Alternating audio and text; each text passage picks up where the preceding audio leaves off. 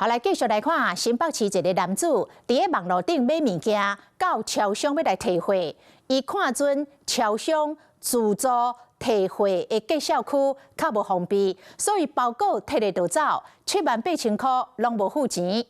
伊真正有够大胆，第二届佫摕过手，第三届要佫来摕，结果一行入去店内，就互店员认出来，店员甲热心的民众合力甲抓起来，交警察处理。 人来来去去的巷仔内，一个查甫人为超商撞出来逃走，店员就赶紧入。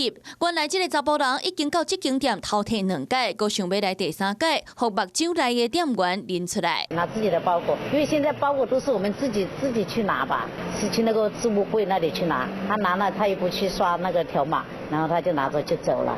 一定是趁店员忙的时候再请他拿。事发伫咧初5新北邦桥南雅东路一间超商。事件位在南雅夜市内的超商是采取自助取货的结账方式，核心嫌犯疑似就是看准这一点才会挑这边下手行窃。好心查甫人伫咧网络顶买的包裹，毋过无钱取货，上阵超商的自助取货较无防范措施，锁定家己进前买的包裹做2届到店里偷摕。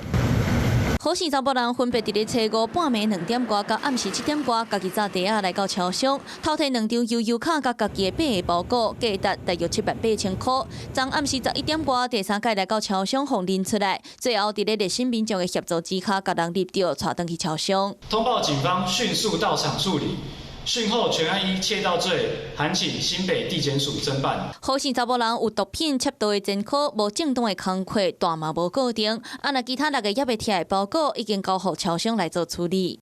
Hello， 我是蒋欣梅，想要抢先掌握最及时的新闻资讯吗？赶快订阅、按赞、开启小铃铛，锁定华视新闻 YouTube 频道。